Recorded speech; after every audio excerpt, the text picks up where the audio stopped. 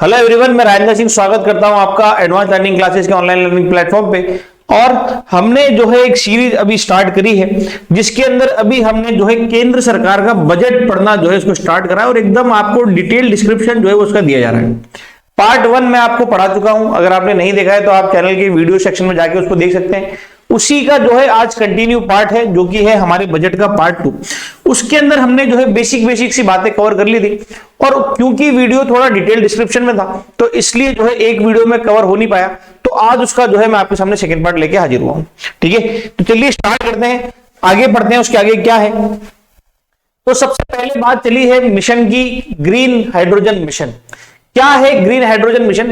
तो देखिए थोड़े टाइम पहले अभी नरेंद्र मोदी जी ने जो है ग्रीन हाइड्रोजन मिशन लॉन्च करा था और इसके अंदर जो है 19,700 या 19,700 करोड़ रुपए जो है वो ऑलरेडी जो है इसके लिए फंड जारी करा था। देखो प्रॉब्लम क्या हो रही है, ग्रीन हाइड्रोजन मिशन क्या है, क्यों है? तो हाइड्रोजन जो है इसको जो है हम फ्यूचर के फ्यूल के रूप में देख रहे हैं कि आने वाले टाइम के अंदर जो चीजें रहेगी, जो फ्यूल रहेगा वो रहेगा हाइड्रोजन। अभी रिसेंट के अंदर क्या हुआ है तो आपने देखा हो कि जैसे जर्मनी है, जर्मनी ने पहली हाइड्रोजन से चलने वाली ट्रेन जो है वो चला दी है। ठीक है, दूसरी ट्रेन जो चली है वो कहां चली है तो चाइना के अंदर चली है दूसरी। और हमारे अश्विनी वैष्णव जो रेलवे मिनिस्टर है उन्होंने भी कहा है कि दिसंबर 2023 जो इस साल का दिसंबर है वो दिसंबर 2023 तक भारत के अंदर भी जो है हाइड्रोजन से चलने वाली ट्रेन चल जाएगी। ठीक है, तो ये सारी चीजें चल रही है और क्लीन एनर्जी है ना, ज्यादा एमिशन इसके अंदर है ही नहीं, आपको पता है, तो उसको भी जो है हमें प्रमोट करना है। और अभी हमारी जो भारत सरकार है उसने टारगेट भी दिया है कि भारत जो है कार्बन न्यूट्रल जो है, कार्बन न्यूट्रल बनने का टारगेट भारत ने दिया है ऑलरेडी कि भारत जो है पूरा कार्बन न्यूट्रल बन जाएगा। कब तक? तो 2070 तक, कि यहां तक जो है कार्बन न्यूट्रल बन जाएगा। मतलब हम जितनी वातावरण में कार्बन भेजेंगे उतनी अवशोषित करने की क्षमता भी रखेंगे और जो नेट होगा वो फिर जीरो हो जाएगा। तो टारगेट कितना सेट करा? तो 2070। तो इन सबको जो है टारगेट को अचीव करने के लिए सरकार ने एक मिशन जारी करा था, ग्रीन हाइड्रोजन मिशन। कितने का था? तो ये जो है इसके अंदर ऑलरेडी हमने जो है 19,700 करोड़ का जो है फंड जो है वो जारी करा था। उसके बाद अभी रिसेंट के अंदर जो है भारत सरकार ने इसके अंदर 35,000 करोड़ का कैपिटल इन्वेस्टमेंट और दिया है। 35,000 करोड़ का जो है कैपिटल इन्वेस्टमेंट। अभी आगे की अगर आप इस वीडियो को पूरा कंटिन्यू चलेंगे तो इसके अंदर मैं आपको समझाऊंगा कि कैपिटल का क्या है, रेवेन्यू का क्या है, एक्सपेंडिचर क्या है, कैपिटल इन्वेस्टमेंट क्या होता है, वो सारी चीजें हम आगे चल के बात करेंगे। पर एक बात ध्यान रखना, मोटा मोटा कि 35,000 रुपए जो है और दिया है भारत सरकार ने। टारगेट इसके अंदर, अगर इसके अंदर आप देख रहे होंगे क्वेश्चन लिखा हुआ है टारगेट क्या सेट करा है, तो भारत ने कहा है कि टारगेट जो सेट करा है वो सेट करा है कि 2030 तक भारत जो है 5 मिलियन मेट्रिक टन MMT है ना, मिलियन मेट्रिक MMT जो है 5 MMT 2030 तक जो है हाइड्रोजन गैस का प्रोडक्शन करेगा। ठीक है, हाइड्रोजन गैस का जो है प्रोडक्शन करेगा। 5 MMT कब तक का टारगेट है? तो ध्यान रखना आपके 2030 जो है ये टारगेट है। ठीक है, और क्या क्या बात करी है बजट के अंदर उसके बारे में बात करते हैं। तो सबसे पहले बात करते हैं टूरिज्म के बारे में। टूरिज्म के बारे में क्या बात करी है, क्या है क्या नहीं है? तो देखिए टूरिज्म के बारे में सरकार ने कहा है कि भारत सरकार जो है 50 जो है टूरिज्म डेस्टिनेशन जो है वो बनाएगी, है ना। देखो अभी प्रॉब्लम क्या चल रही है, अगर अपन थोड़ा सा बड़े लेवल पर डिस्कस करें बातें, तो अभी आपने देखा कि काशी मठ जो है वो धीरे धीरे धस रहा है। तो धसने का कारण क्या है? धसने का कारण यही है कि वहां पे जनता का जो दबाव है, जो लोगों का पब्लिक का प्रेशर है वो बहुत ज्यादा हो रहा है ना, और वो धरती जो है उतना सहन नहीं कर पाती। केदारनाथ के अंदर टूरिज्म कंटिन्यू बढ़ रहा है, तो हिली एरियाज के अंदर कंटिन्यू टूरिज्म बढ़ रहा है। तो सरकार चाहती है कि टूरिस्ट को जो है वो डाइवर्ट करा जाए और ऐसे जो है अभी 50 टूरिस्ट डेस्टिनेशन जो है वो बनाए जाएंगे। टूरिस्ट डेस्टिनेशन जो है वो 50 जो है वो बनाए जाएंगे। और इसके अंदर क्या करेंगे? तो इसके अंदर जो है इन टूरिस्ट डेस्टिनेशन के अंदर हम नेशनल इंटरनेशनल टूरिज्म को जो है उनको जो है अट्रैक्ट करा जाएगा इसके अंदर। और चैलेंज मोड रहेगा, है ना। सरकार जो है राज्य सरकारों से भी बात कर रही है कि आप किस तरीके से क्या करेगा और कहां पे कितने बनेंगे, तो उसके लिए चैलेंज रखे जाएंगे, है ना। फिर सबसे ज्यादा जहां बनते हैं उस स्टेट को भी फायदा है। टूरिज्म इंडस्ट्री आज के टाइम पे फास्ट ग्रोइंग इंडस्ट्री है। होटल बिजनेस हो गया, मेडिकल टूरिज्म है, तो टूरिज्म बिजनेस कंटिन्यू बढ़ रहा है। तो इसके अंदर किसी राज्य के अंदर अगर इसमें से कुछ आते हैं ज्यादा, तो उसमें उस स्टेट गवर्नमेंट को भी फायदा है। ठीक है, तो इसके अंदर इन्होंने बोला है भारत सरकार ने कि हम लगभग जो है 50 नए टूरिस्ट डेस्टिनेशन जो है वो बनाएंगे। ठीक है, तो थोड़ा सा ये ध्यान रखना। दूसरा क्या है? पीएम कौशल विकास योजना 4.0 क्या करा है इसके अंदर? पीएम कौशल विकास योजना के अंदर तो भारत क्या कर रही है 30 सेंटर बनाए हैं इंडियन गवर्नमेंट जो है, 30 सेंटर बनाएगी अलग अलग स्टेट्स के अंदर। टोटल सेंटर्स कितने बनेंगे? 30, है ना। इसको क्या बोला है? तो इन्होंने बोला है स्किल इंडिया इंटरनेशनल सेंटर। क्या होगा इसके अंदर? तो इसके अंदर जो यूथ है उसको जो है उनका स्किल डेवलपमेंट करा जाएगा। स्किल डेवलपमेंट करा जाएगा। किसके लिए स्किल डेवलपमेंट करना है? तो जो इंटरनेशनल अपॉर्चुनिटी है उसके लिए स्किल डेवलपमेंट करना है। ठीक है, काय के लिए करना है? तो ध्यान रखना, जो इंटरनेशनल अपॉर्चुनिटी है उसके लिए इनको जो है, इंटरनेशनल अपॉर्चुनिटी के लिए जो है सरकार ने जो है 30 सेंटर्स बनाएगी, स्किल इंडिया इंटरनेशनल सेंटर। इसके अंदर यूथ को जो है इंटरनेशनल अपॉर्चुनिटी के लिए जो है उनकी स्किल को जो है डेवलप करा जाए। ठीक है, किस योजना के अंदर? तो पीएम कौशल विकास योजना। ठीक है, ट्रांसपोर्ट इंफ्रास्ट्रक्चर प्रोजेक्ट के अंदर, इसके अंदर सरकार ने क्या बोला है? तो इसके अंदर सरकार ने कहा है कि हम 50 जो है वो नए एयरपोर्ट,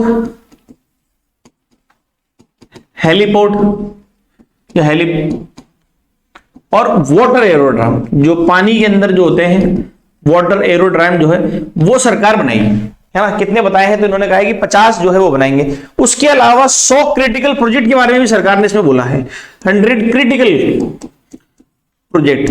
क्या है क्रिटिकल प्रोजेक्ट के बारे में? तो इसके अंदर जो है क्रिटिकल प्रोजेक्ट जो है आइडेंटिफाई करे जाएंगे। आइडेंटिफाई कैसे करे जाएंगे? जैसे फर्टिलाइजर का प्रोजेक्ट हो गया, जैसे स्टील प्लांट हो गए, फर्टिलाइजर्स हो गया, स्टील हो गए, कोल हो गया, आपके फूड ग्रेन हो गया। इसके अंदर जो है क्रिटिकल प्रोजेक्ट को देखा जाएगा कि कौन कौन से क्रिटिकल प्रोजेक्ट है, और उसके अंदर जो है पैसा जो है सरकार इन्वेस्ट करेगी। अब ये जो इसके अंदर क्रिटिकल प्रोजेक्ट के अंदर पैसा होगा, ये 2 मोड में चलेगा। कैसा? तो पब्लिक प्राइवेट पार्टनरशिप वाले के अंदर। टोटल इन्वेस्टमेंट कितना है इसके अंदर? तो टोटल इन्वेस्टमेंट है 75,000 का, 75,000 करोड़ का। और इसके अंदर से जो 15,000 करोड़ होंगे, वो 15,000 करोड़ जो है वो प्राइवेट पार्टनरशिप से आएंगे।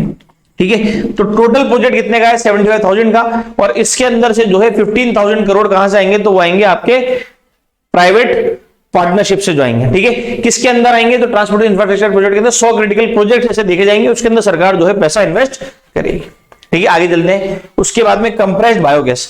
देखो, अभी आपने देखा होगा कि सरकार क्या कर रही है? सरकार जो है जो फ्यूल है उनके ऊपर भार कम करने के लिए जो है उसके अंदर मिक्सअप हो रहा है। जैसे मैं आपको बताऊं एग्जाम्पल के तहत, जैसे पेट्रोल है। अब पेट्रोल के अंदर भारत सरकार अभी क्या है, जो आपको इथेनॉल जो है वो मिला के दे रही है। इथेनॉल जो है मिल के आता है पेट्रोल के अंदर, ब्लेंड हो गया। ठीक है, अभी 20% कर दिया, पहले 10% था। तो वो क्यों कर रही है? क्योंकि भारत जो है अगर इथेनॉल, उसके अंदर इथेनॉल की खेती हम कर सकते हैं, उससे होगा क्या? तो हम क्या करेंगे? तो क्रूड ऑयल जो है वो कम मंगाएंगे तो भारत का खर्चा कम होगा। ठीक है, तो इस तरीके से चीजें जो है करी जा रही है। अभी रिसेंट में सरकार ने क्या करा है? तो सरकार क्या कर रही है? तो 5% जो है बायोगैस, कंप्रेस्ड बायोगैस, इसको सीबीजी लिख देता हूं मैं। 5% जो है कंप्रेस्ड बायोगैस सरकार टारगेट रख रही है कि वो क्या करे? तो वो नेचुरल गैस के अंदर मिला के दे, नेचुरल गैस के अंदर जो है मिक्सअप करके दे। देखो, अभी क्या है, नेचुरल गैस हम सबसे ज्यादा कहां से लेते हैं? तो कतर से लेते हैं। अब कतर से जब हम लेते हैं तो उसके बाद क्या होगा कि जैसे जैसे हम 5% उसके अंदर मिलाएंगे तो हमें थोड़ा कम लेना पड़ेगा। ठीक है, कम लेने से क्या है कि हमें जो है थोड़ा पैसा बचेगा, थोड़ा फायदा रहेगा सरकार का। जैसे हमने इसके अंदर करा कि जैसे हम इथेनॉल उसके अंदर मिला के देने लगे पेट्रोल के अंदर, तो हमने क्रूड ऑयल की मांग जो है वो कम हो गई। ठीक है, क्योंकि हम क्या कर रहे थे? तो हम इसके अंदर जो है चीजें कर रहे थे। तो यही चीज अभी कर रहे हैं। तो हमने क्या कर रहे हैं? 5% जो है टारगेट रख रहे हैं कि हम जो है नेचुरल गैस के अंदर जो है हम क्या मिला के देंगे? तो कंप्रेस्ड बायोगैस मिला के देंगे। ठीक है, ये भी बात ध्यान रखना। दूसरा है नेशनल फाइनेंशियल इंफॉर्मेशन रजिस्ट्री। सरकार क्या कर रही है? सरकार एक पोर्टल बना रही है, ऐसा एक रजिस्टर बना रही है, ऐसा समझ लो। एक रजिस्टर मेंटेन करेंगी, उसके अंदर हर इंसान का इंडिविजुअल जो है आपका फाइनेंशियल डाटा इसके अंदर रहेगा। फाइनेंशियल डाटा जो है वो आपका इसी के अंदर रहेगा कि आपने कितना लोन लिया, कितना नहीं लिया, क्या आपने ईएमआई किस फॉर्मेट में पे करी है, क्या नहीं करी है। उस फॉर्मेट के अंदर जो है इन्होंने एक नेशनल फाइनेंशियल इंफॉर्मेशन रजिस्ट्री जो है सरकार बना रही है, जिसके अंदर सारा डाटा जो है आपको, फाइनेंशियल डाटा आपका जो है इंडिविजुअल का यहां पे स्टोर करा जाएगा। ठीक है, चलिए आगे चलते हैं। आगे क्या है? Unity mall. इसके अंदर क्या कर रही है? इसके अंदर सरकार जो है लोगों को एनकरेज कर रही है, लोगों को स्टेट गवर्नमेंट को, स्पेशली जो अपन बात कर रहे हैं स्टेट गवर्नमेंट को एनकरेज कर रही है कि आप क्या करें, तो आप जो है यूनिटी मॉल बनाएं। क्या होगा इस यूनिटी मॉल के अंदर, किसको प्रमोट करा जाएगा, तो इस यूनिटी मॉल के अंदर प्रमोट करा जाएगा ओडीओपी को। क्या है ये ओडीओपी, तो one district one product, Hindi में एक जिला एक उत्पाद, है ना, कि वन डिस्ट्रिक्ट वन प्रोडक्ट जो है उसको प्रमोट करने के लिए जो है हर राज्य सरकार अपने यहां पे जो है यूनिटी मॉल बनाए, जिसके अंदर ओडीओपी जो है हर जिले का एक प्रोडक्ट है वो उसके अंदर मिले, हैंडीक्राफ्ट उस एरिया के जो हैंडीक्राफ्ट है वो उसके अंदर मिले,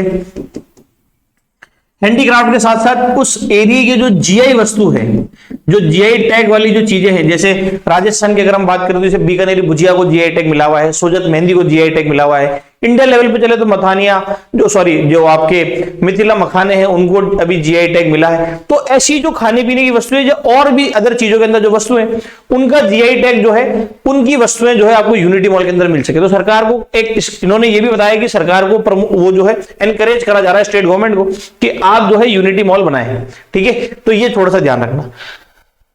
इसके बाद में ये यहां तक जो बोल बच्चन वाली बातें थी, कौन कौन सी योजना है, कौन कौन सा क्या है, वो सारा यहां तक था। फर्स्ट पार्ट जो अपने जो पूरा हमने जो पढ़ा है, जो बजट का जो फर्स्ट पार्ट था वो पूरा यहां तक था।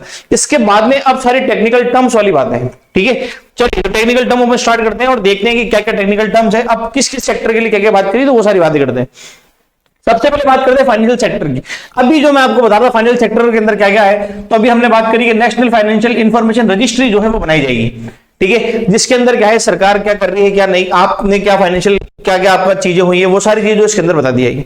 दूसरा क्या है महिला सम्मान बचत पत्र। देखो महिलाएं, घर की महिलाएं क्या करती है, स्मॉल सेविंग्स करती है, छोटी छोटी सेविंग्स, है ना। तो स्मॉल सेविंग्स जो है महिलाओं के लिए 2 ईयर पीरियड के लिए जो है 2 लाख तक की जो है स्मॉल सेविंग जो है उन्होंने स्टार्ट करी है इंडियन गवर्नमेंट में। इसमें आपको जो है अगर आप इसमें कराएंगे तो आपको इंटरेस्ट जो है वो अच्छा जो है इसके अंदर मिल सकता है। सीनियर सिटीजन के लिए भी लेके आए हैं। सीनियर सिटीजन की जो सेविंग्स थी उसके अंदर पहले लिमिट थी 15 लाख रुपए, जिसको बढ़ा के कितनी कर दी है 30 लाख रुपए।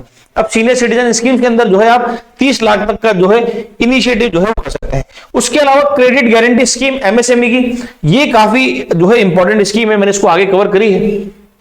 अच्छा मैं यही बता देता हूं आपको, ठीक है। देखो अभी क्या हुआ है, एक स्कीम जो है इनके लिए लेके आई है अभी एमएसएमई के लिए, उसको बोलते हैं revamped credit guarantee scheme. Credit guarantee scheme क्या है इस स्कीम के अंदर, तो देखो एमएसएमई की है ना बहुत बुरी हालत हो गई थी कोविड के अंदर। आपने देखा बहुत सारे एमएसएमई जो है वो अपना लोन नहीं चुका पा रहे थे, बहुत सारे इनके साथ में प्रॉब्लम हो रही थी। तो सरकार ने अभी इनके लिए जो है फंड जारी करा है 2 लाख करोड़ तक का जो है, एक तो इसके अंदर फंड जारी करा है। दूसरा इंपॉर्टेंट क्या है कि जैसे आप कभी लोन लेने जाओगे तो आपको जो है कुछ गारंटी देनी पड़ेगी। जैसे आप जमीन के कागज रखेंगे, घर के कागज रखेंगे, उसको फाइनेंशियल टर्म के अंदर बोलते हैं कोलेटरल। तो इसके अंदर इन्होंने कहा है कि कोलेटरल फ्री जो है आपको लोन दिया जाएगा। और एक और चीज इन्होंने करी है कि अप टू 1% तक आपको जो है इंटरेस्ट सब्सिडी भी मिलेगी, कि आपका जो है इंटरेस्ट जो है वो 1% कम लगेगा। अप टू मतलब है ना, पूरा नहीं, पर 1% इन्होंने कहा है कि 1% तक। जैसे अगर होम लोन अगर 10 लाख का है तो आप 10 लाख पे जैसे अगर सपोज करिए 5% है तो आपका जो है 4% ही लगेगा, ठीक है। तो ये भी ध्यान रखिएगा। तो ये सारी चीजें जो है वो इसके अंदर चली है। उसके बाद में चलते हैं आगे और क्या क्या किसके अंदर क्या क्या है। तो दूसरा बात करते हैं कैपिटल एक्सपेंडिचर। यहां पे 2 चीजें मैंने लिखी है, एक है रेवेन्यू एक्सपेंडिचर और एक है कैपिटल एक्सपेंडिचर। देखो ये दोनों चीजें आपको समझने की जरूरत ज्यादा है, ये इंपॉर्टेंट टर्म भी है। रेवेन्यू एक्सपेंडिचर क्या कि हम पैसा कहां खर्च करेंगे, तो हम पैसा वहां खर्च करेंगे जैसे ये चीजें होती है, जैसे सैलरी पे आपने पैसा खर्च कर दिया, पेंशन के अंदर आप पैसा लगा रहे हो, तो उस तरीके का जो खर्चा होगा वो होता है रेवेन्यू एक्सपेंडिचर। और वो पैसा जो आप खर्च कर रहे हो एसेट्स के ऊपर, है ना, कि आपने जैसे रोड बनानी है, इंफ्रास्ट्रक्चर बनाना है, जैसे कोई इंफ्रास्ट्रक्चर बनाना है, एसेट्स है, इंफ्रास्ट्रक्चर है, उन पे अगर कोई पैसा खर्च होगा तो उसको अपन बोलते हैं कैपिटल एक्सपेंडिचर। तो भारत का कैपिटल एक्सपेंडिचर इस बार के लिए कितना रहा है, तो वो रहा है 10 लाख करोड़। मैंने यहां पे हर साल का लगा दिया है आपके सामने।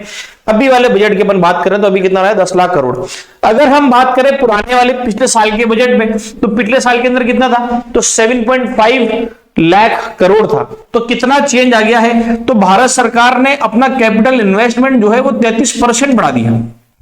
7.5 से 10 हुआ है, 33% का इसके अंदर इंक्रीज। और ये एक बहुत अच्छी खबर है। इतना बढ़ना बहुत बड़ी बात होती है। 10 लाख करोड़ जो है वो एसेट्स पे खर्च करे जाएंगे, है ना, कि भारत का जो इंफ्रास्ट्रक्चर है उनको जो है मजबूत करा जाएगा। ठीक है, तो ये थोड़ा सा बातें जो है आप ध्यान रखिएगा।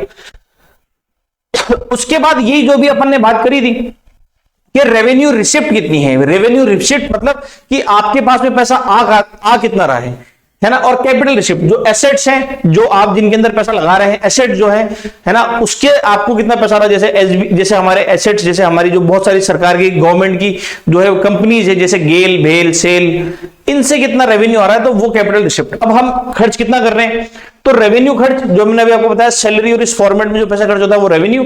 और इफेक्टिव कैपिटल एक्सपेंडिचर जो हम एसेट्स पे खर्चा करते हैं, जो इंफ्रास्ट्रक्चर हो गया आपके, जो अभी हमने बात करी एसेट्स पे जो खर्चा हो गया, तो वो ठीक है। तो ये ध्यान रखना, इस बार का कितना था, तो 26.3 जो है इसका था रेवेन्यू रिसिप्ट आने वाले साल का, सॉरी इसी साल का। और इसका कितना है कैपिटल 18.7। एक्सपेंडिचर की बात करें तो यहां से यहां मिला के चलो, देखो रेवेन्यू से रेवेन्यू कितना है, तो 35, और 18.7 से कितना है, तो 13.7। एक्सपेंडिचर लाख करोड़ के अंदर है अमाउंट पूरा। तो ये थोड़ा सा ध्यान रखना, इतना जो है आ रहा है पैसा और इतना पैसा जो है हम खर्च कर रहे हैं। ठीक है, तो आ कितना रहा है हमारा, रिसीव कितना हो रहा है, तो 18.7, खर्च कितना हो रहा है 13.7। ठीक है, आ कितना रहा है, तो 26.3, और खर्च कितना कर रहे हैं हम 35 जो है ये है। तो ये थोड़ा डिफरेंशिएशन था इन दोनों के बीच में। अब बात करते हैं फिस्कल डेफिसिट। फिस्कल डेफिसिट है क्या, इसको हिंदी में बोलते हैं राजकोषीय घाटा। देखो सपोज करो मैंने 100 रुपए जो है मेरी इनकम है और मैंने जो है 150 रुपए खर्च कर दिए, तो अब ये जो 50 रुपए जो है ना, जो घाटा हुआ है मुझे, इसको बोलते हैं अपन फिस्कल डेफिसिट। थोड़ी सीधे से टर्म के अंदर समझाऊं, फिस्कल डेफिसिट जो है वो किसको बोलते हैं, तो डेफिसिट, फिस्कल डेफिसिट इसी को बोलते हैं। ठीक है, अभी हुआ क्या कि जब हमारे यहाँ पे पेंडेमिक आया था, जब हमारे यहाँ पे कोरोना आया, तो कोविड के टाइम पे, पेंडेमिक के टाइम पे, उस वाले ईयर के अंदर हमने टारगेट जो लगाया था कि हम फिस्कल डेफिसिट को कितना कर देंगे, तो फिस्कल डेफिसिट का जो हमने टारगेट सेट करा था कि हम जो है फिस्कल डेफिसिट को जीडीपी का जो है 3% पे ले आएंगे। 3% हमारा टारगेट था, पर हुआ गया कि कोविड आ गया। कोविड आ गया तो हमारा कितना चला गया फिस्कल डेफिसिट, तो हमारा चला गया था 9.2 कोविड वाले साल के अंदर, फाइनेंशियल ईयर 21 के अंदर। ठीक है, अभी धीरे धीरे हम इसको कम करके कहां तक ले आए हैं, फाइनेंशियल ईयर 23 वाला, तो अभी हम इसको कम करके जो है आपके 6.4 के ऊपर ले आए हैं। अभी हमने टारगेट बैठाया कि हम इसको जो है और कम करेंगे, और कितना लेके आएंगे, तो 5.9 के ऊपर जो है इसको लेके आ जाएंगे अगले साल तक। और टारगेट सेट करें हमने, ठीक है, अगर आप देखें तो हमने और टारगेट सेट करेंगे 2025-26 तक हम फिस्कल डेफिसिट जो है वो 4.5% जो है उतने तक ले आएंगे। ठीक है, तो ये ध्यान रखना, जो राजकोषीय घाटा है जो जीडीपी का आज की तारीख में कितना है, तो 6.4%, अगले साल कितना हो जाएगा 5.9%, और टारगेट क्या है 4.5% 2025-26 तक। अब ये तो अपन बात कर रहे हैं सेंटर की, तो क्या स्टेट के पास में भी होता है क्या सब कुछ, तो बिल्कुल स्टेट को भी घाटा होता है। और सरकार ने कहा है कि स्टेट जो है, भाई सेंटर में बात करेंगे तो जीडीपी और स्टेट में बात करेंगे तो जीएसडीपी। तो सरकार ने कहा है कि स्टेट के अंदर आपका घाटा जो है आपके जीएसडीपी के 3.5% से ज्यादा नहीं होना चाहिए। ठीक है, 3.5% से ज्यादा आपका घाटा नहीं होना चाहिए स्टेट के अंदर। और अभी हमारा कितना है, ओवरऑल इंडिया की बात करें तो 6.4 जो है वो ओवरऑल घाटा है अभी हमारा फिस्कल डेफिसिट के अंदर। ठीक है, तो ये थोड़ी बेसिक सी बातें थी, फिस्कल डेफिसिट क्या होता है, सारी चीजें मैंने आपको इसके अंदर समझा दी। उसके बाद क्या चीजों पे इंक्रीज हुआ है, क्या चीजों पे परसेंटेज डिक्रीज हुआ है, तो वो लिस्ट आपके सामने है, पूरी मैंने एक बार लिख दी है। एक बार फटाफट मैं आपको रीड आउट कर देता हूं, फिर अगली स्लाइड पे चलते हैं। देखो, सिगरेट के ऊपर जो टैक्स है वो 16% बढ़िया है। रबर के ऊपर इंपोर्ट ड्यूटी जो है वो 25% बढ़ा दी है ना, पहले कितनी 10, अब कितनी होगी 25%। वो क्यों बढ़ाई, ताकि हम जो है बाहर से रबर जो है वो इंपोर्ट ना करें, और हम क्या करें कि जो हमारे भारत में रबर बन रहा है उसी को जो है यूज करें, या हम जो है हमारा प्रोडक्शन बढ़ाएं। आर्टिकल जो गोल्ड बार से बनते थे उनके ऊपर भी कस्टम ड्यूटी बढ़ा दी है, और किचन इलेक्ट्रिक चिमनी जो है इनके ऊपर भी कस्टम ड्यूटी बढ़ा दी है, 15% कर दी है। पहले ये 7.5% थी। क्या कम करा है, तो जो श्रिम्प फीड है, जो झींगे जो है श्रिम्प फीड जो है उनके ऊपर कस्टम ड्यूटी जो है डिक्रीज कर दी। क्यों डिक्रीज कर दी, ताकि एक्सपोर्ट बढ़ा सके। ठीक है, जहां भी हमने कस्टम ड्यूटी कम करते हैं तो इसका मतलब ये है कि हम चाहते हैं कि इसका एक्सपोर्ट बढ़ाएं। एक्सपोर्ट बढ़ाएंगे तो हमारे पास पैसा आएगा, हमारी जीडीपी बढ़ेगी और देश का डेवलपमेंट होगा। Custom duty on open parts of on parts of open cell of TV panel reduce to 2.5% जो है इसकी कर दी है ओपन सेल टीवी पैनल्स के जो है इसके ऊपर कस्टम ड्यूटी को रिड्यूस करके कितना कर दिया 2.5, ठीक है। और कुछ सर्टेन इनपुट्स मोबाइल मैन्युफैक्चरिंग के लिए जो कस्टम ड्यूटी लगती थी उनको भी कम कर दिया है। भारत जो है एक सेल मोबाइल मैन्युफैक्चरिंग हब बनता जा रहा है, बहुत सारे ब्रांड के मोबाइल फोन जो है वो यही बनना स्टार्ट हो गए इंडिया के अंदर, और उसी को बढ़ाने के लिए अभी हमने क्या करा है कि उनके जो पार्ट्स आते हैं उनके ऊपर जो कस्टम ड्यूटी लगती है उसको भी जो है अभी भारत सरकार ने कम कर दिया है, ठीक है। अब सबसे बड़ा सवाल बहुत लोगों के दिमाग के अंदर है कि नया टैक्स स्लैब आ गया है, पहले क्या था अभी क्या है, तो वो सारी चीजें जो हैं इसके अंदर हम डिस्कस करते हैं। तो देखो पहले, अगर आप पहले की बात करें तो पहले के अंदर इनकम टैक्स जो है वो आपके 5 लाख तक फ्री था, है ना। अभी उस फ्री वाली लिमिट को क्या कर दिया, 7 लाख कर दिया है। एक तो ये चीज ध्यान रखना कि पहले कितनी थी, 5 लाख थी, अब इसको बढ़ा के कितनी कर दी, 7 लाख कर दी। अब एक कैलकुलेशन मैं आपको बताता हूं, ये यहां पे लिखा हुआ है, देखो ये नया टैक्स रिजिम है। इसके अंदर क्या है कि इनकम 0 से 3 निल, इनकम 3 to 5 ये है, income about 6 lakh to 9 lakh इतना है, और ये सब आपके सामने लिखा हुआ है, आप पढ़ लेना एक बार। मैं आपको डायरेक्ट समझाता हूं चीजें। 7 लाख तक टैक्स फ्री है कि अगर आपकी इनकम 6-7 लाख रुपए है तो आपको टैक्स नहीं भरना। पर अगर आपकी इनकम सपोज करो 8 लाख रुपए हो गई, 8 लाख रुपए आपने जो है आपकी इनकम हो गई 8 लाख रुपए, तो अब आपको टैक्स भरना पड़ेगा। अब जब आपका टैक्स कैलकुलेट होगा ना तो आपका टैक्स यहां से कैलकुलेट होगा, ठीक है, कि 3 से लेके 5 लाख तक तो आपको कितना परसेंट भरना पड़ेगा, तो 5%, ठीक है। तो आपका 8 लाख का 5% इस क्राइटेरिया के अंदर, और फिर उसके बाद में 6 to 9 वाले के अंदर जो भी आपका 10% है वो इस क्राइटेरिया के अंदर। ऐसे करके आपको जो है टैक्स कैलकुलेट करके जो है भरना पड़ेगा, ठीक है। ऐसे नहीं है कि आप 7 लाख तक टैक्स फ्री हो तो आपका रिमेनिंग अमाउंट कितना बन रहा है, तो 1 लाख बन रहा है तो 1 लाख रुपए पर टैक्स दे दो, नहीं।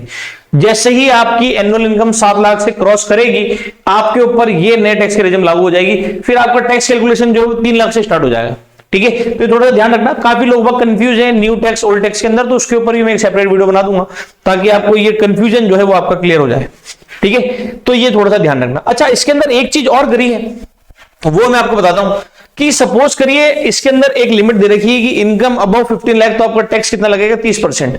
पर एक और चीज अंदर बताई है कि हाईएस्ट इनकम अगर आपकी सपोज करिए 5 करोड़ से ज्यादा हो गई, हाईएस्ट जो है आपकी इनकम जो है वो कितनी हो गई, 5 करोड़ से ज्यादा हो गई, तब टैक्स नहीं लगता, तब उसको बोलते हैं सरचार्ज, ठीक है। 5 करोड़ से ज्यादा अगर आपकी इनकम होगी तो आप पे क्या लगेगा, तो आप पे लगेगा सरचार्ज आपकी इनकम के ऊपर। पहले कितना लगता था अर्लियर, तो पहले ये सरचार्ज लगता था 37%, इसको अभी कम करके कितना कर दिया है, तो अभी कम करके इसको जो है 25% जो है वो कर दिया, ठीक है। ये भी ध्यान रखना, अगर आपकी इनकम मंथली इनकम, जैसे बहुत सारे कंपनीज के सीईओ हैं जिनकी मंथली एनुअल इनकम जो है 5 करोड़ से ज्यादा है, तो उनको जो है अब बेनिफिट क्या है सरचार्ज के अंदर, तो पहले 37 लगता था, अब वो 25% लगेगा। एक तो ये थोड़ा सा ध्यान रखिएगा, ठीक है। चलिए अगली स्लाइड देखते हैं क्या है। तो फॉरेक्स रिजर्व के बारे में बात करते हैं कि हमारे पास में कितना फॉरेन रिजर्व पड़ा है। पहले बहुत ज्यादा हुआ करता था, 642 बिलियन था, पर आज की अगर अपन बात करें, करंट बात करें, तो हमारे पास आज के टाइम में कितना है, तो 563 अप्रोक्स बता रहा हूं मैं आपको बिलियन डॉलर पड़ा है फॉरेक्स रिजर्व। इससे जो है हम इजीली जो है 9 महीने इजीली हम आराम से इंपोर्ट कर सकते हैं, कोई प्रॉब्लम इसके अंदर है नहीं। और महंगाई भी जो है कंट्रोल करिए। महंगाई कंट्रोल करने के 2 इंडेक्सेस होते हैं, सीपीआई और डब्ल्यूपीआई, कंज्यूमर प्राइस इंडेक्स और होलसेल प्राइस इंडेक्स, है ना। ये अब धीरे धीरे कंट्रोल में आ रहा है। इसका मतलब क्या है कि इन्फ्लेशन जो हमारे यहाँ पे कह रहे थे कि भारत में आएगी, वो अब नहीं आएगी, क्योंकि अभी धीरे धीरे कंट्रोल में है ना। एक टाइम था, अभी थोड़ा टाइम पहले अगर आप देखेंगे तो ये 6% इनका डिफरेंस जो है वो 6% हो गया था, जो अपनी हाईएस्ट लिमिट से भी ज्यादा है, समझ गए, हाईएस्ट लिमिट से भी ज्यादा था ये। तब लग रहा था कि इन्फ्लेशन जो है वो आ सकता है, पर अब क्योंकि क्रॉस ओवर हो गए हैं तो अब ये चांसेस है नहीं, है ना। तो अब दोनों साथ साथ दिए तो अब चांसेस है नहीं, ठीक है। उसके बाद सरकार ने और क्या बोला है, तो सरकार ने ये भी बोला है कि कंप्लायंस बर्डन रिड्यूस करने के लिए बहुत सारी चीजें करी है सरकार ने, बहुत सारी चीजें कर दी है। जैसे 45% जो रिटर्न है टैक्स पेमेंट का, वो 24 आवर्स के अंदर ही सरकार ने कंप्लीट कर दिया था, ठीक है। एवरेज प्रोसेसिंग पीरियड जो पहले कभी 93 डेज हुआ करता था, उसको कम करके जो है अब 16 डेज कर दिया है 8 साल के अंदर। पिछले 8 साल के अंदर आपको पहले 93 डेज लगते थे, अभी वो 16 डेज के अंदर प्रोसेसिंग हो जाता है, ठीक है। उसके अलावा 6.5 करोड़ रिटर्न जो है वो इस साल सरकार ने प्रोसेस करे हैं, है ना। तो ये कुछ अचीवमेंट है सरकार के जो उन्होंने बताया टैक्स के अंदर। और किस योजना के अंदर क्या क्या टैक्स लगा है, कितना कितना इन्वेस्ट करा है, वो भी मैं आपके लिए एक स्लाइड लेके आया हूं, जिसमें आपको सारा डाटा जो आपको मालूम पड़ जाएगा।